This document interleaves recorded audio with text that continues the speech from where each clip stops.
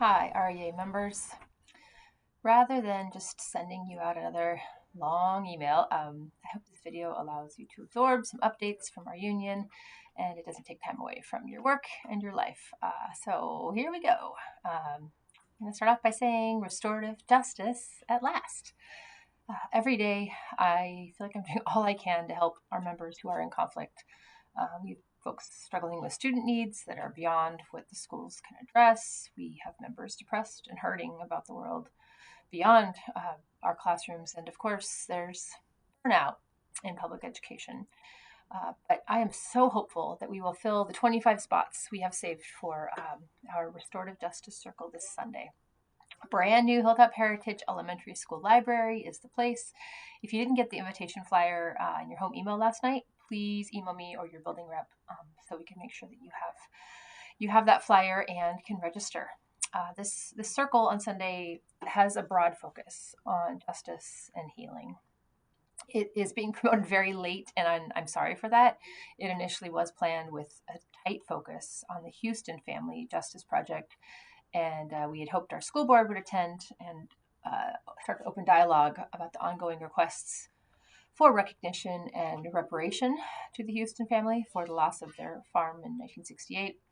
But we were told that the board directors have been advised to not engage in discussions related to reparations. So we switched up the topic to address the urgent needs that we see our members struggling with right now. No matter our politics, we are union siblings, and in these times, we can be a support to each other just by showing up to listen and to speak from the heart. Every circle is different, but all restorative circles can be transformative. This one really is intended to be healing for all of our participants. I'm going to be co-keeping the circle, and I will be bringing some of my favorite restorative practices resources for you if you show up, and potentially you can bring this approach to your work or your home life. Hopefully you'll find it as powerful as I do. So leading on into power, electoral politics.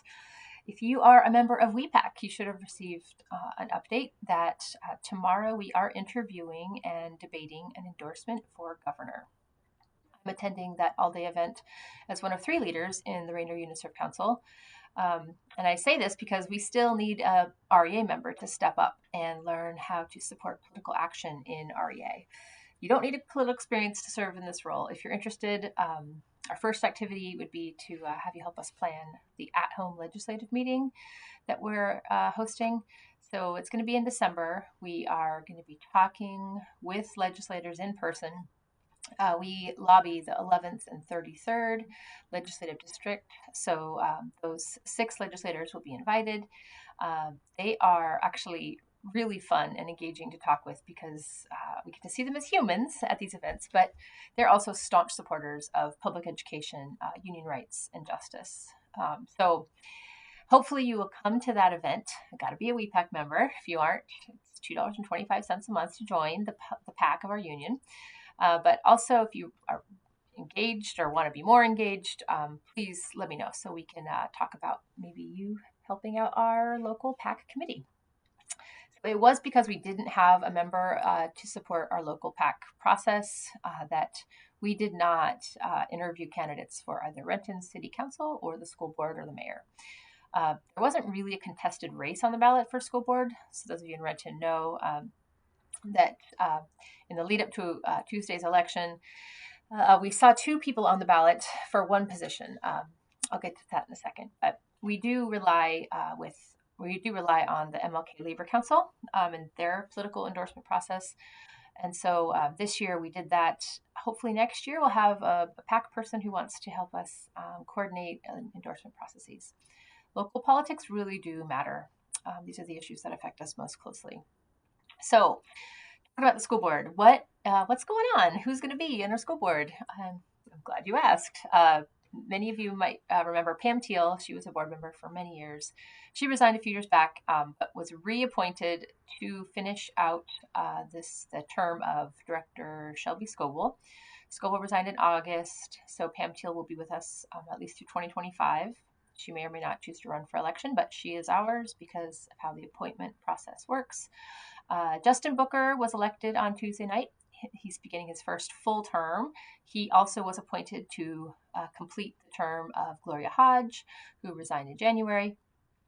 Justin is an assistant principal himself in Seattle, and he's married to an assistant principal, one of our elementary schools, and he has kids in our schools. So far, he has asked good questions, and I personally have been very pleased with his addition or his coming onto the school board. The other two, Stephanie McGurvin and Avanti Bergquist, they will continue on until their next term is up for re-election. Both of them do also have kids in our schools. Both of them also are married to other elected leaders. McGurvin's husband, I think, just won re-election for the Renton City Council. And Avanti Bergquist's husband is Steve Bergquist, who was a teacher in Renton. He's now a substitute, and he is a legislator for the 11th district. So we have some power couples on our school board. So last night, the school board meeting, I was the only REA member in attendance in person. They're now held at Keck again, most of them. There are a couple throughout the year that are at schools, but school meetings are back in the Keck boardroom. The school board decided to not allow comments made by the public anymore on Zoom. We didn't get any explanation for why they cut this off, but it is disappointing. We were hopeful that level of increased democratic participation would continue. Last night, a lengthy presentation was given on the strategic direction by some of the chiefs of our schools. I had many questions about the data. I'm sharing it in my email, so if you want to take a look at it, if you too have any questions, please, let's ask them together. You can always email your thoughts to the school board at board.public.comment@rentonschools.us.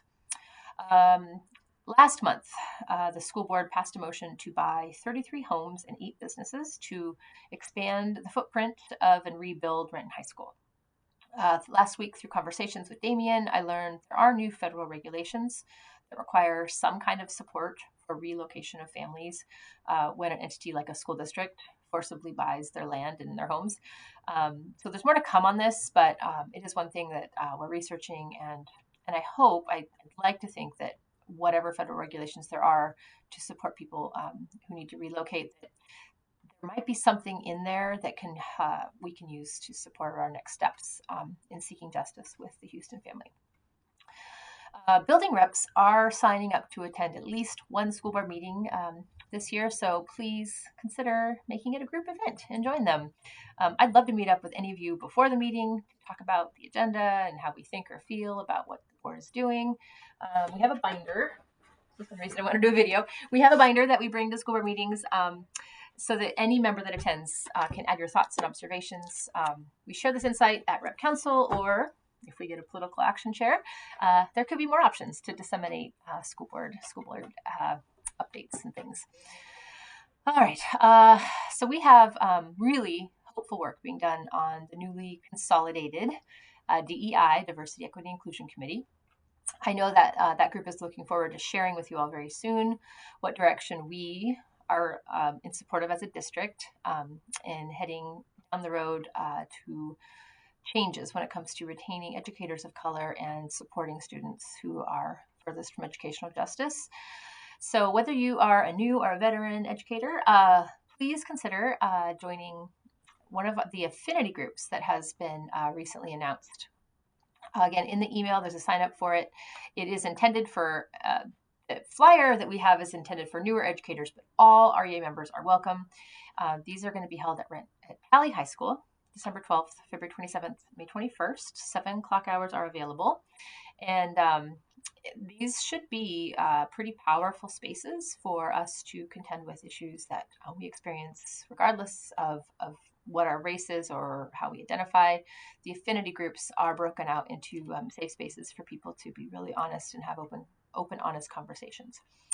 In addition to that, REA's Racial and Social Justice Committee is still seeking members to join up and plan for union-sponsored actions that are centered on equity and liberation. So email me if you want more info about that committee. War, trauma. As a union, we can take positions on issues and events that do not directly pertain to our work. At Monday's REA Rep Council meeting, reps had a little bit of time and started to discuss what the Israel-Hamas-Palestine war means to our members. A motion was made to release a statement about this issue, but it was referred to our executive board. So we are holding a special meeting this Monday to discuss how to craft a statement in a meaningful way that doesn't cause harm or further trauma to our members or students, especially those that have personal connections with people in that region. Or we also, of course, don't want to cause division amongst our members who have strong viewpoints and values about that current crisis and those military actions. I say all this because there are some updated NEA resources out there to help you as educators talk about this with students and other people in your life. So in the written newsletter here that I'm speaking from, there's a website linked, lots of tools to explore, and there's actually a solid Ed Week article that I've linked as well that frames where we are right now in that conflict, and I hope you find it helpful.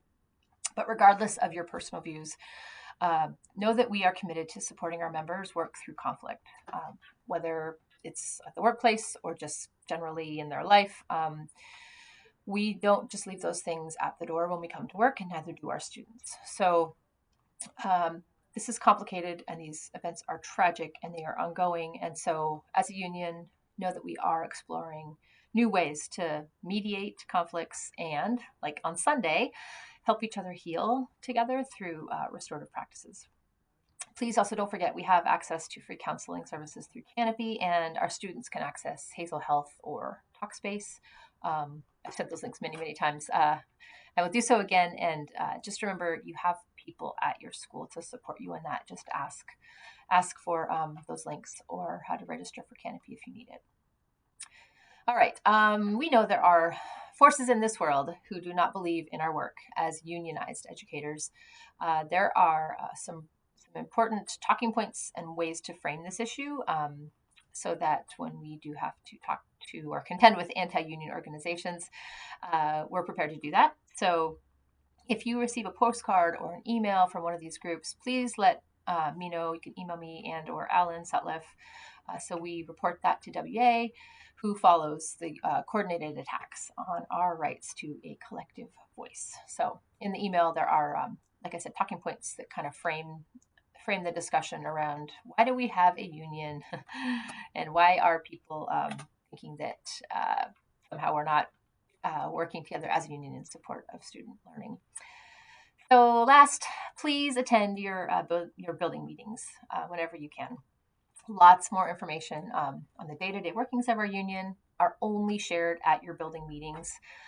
The slides that reps use are one thing, but it's the conversations that those slides really lead to that is a powerful place for you as a union member to engage. Your concerns are brought directly to your reps at these meetings, and we are working closely with RSD leaders to build more transparency around monthly labor management meetings between REA reps and your administrators. So, the union can't enforce the contract. We can't mitigate unnecessary work. We can't improve safety or help you personally unless you speak up. And your building reps are trained and ready and supported. And when they can answer your questions, they have exec board members to come to. And whenever possible, we triage and we make sure that your problems are being solved at the building level. But if you're not coming to your building meetings, you maybe don't know what your members are, your colleagues are experiencing. So please do come to those. And if you can't make it, let your rep know, and they can send slides out for folks that cannot attend those meetings. All right, this is a long message, I'm sorry, but reach out with any questions, and I hope to see many of you this Sunday, 1 o'clock, beautiful new Hilltop Heritage Elementary School Library. I'm hoping that it will do for me what it does for you, which is provide a nervous system reset and a healing experience as we are in community together.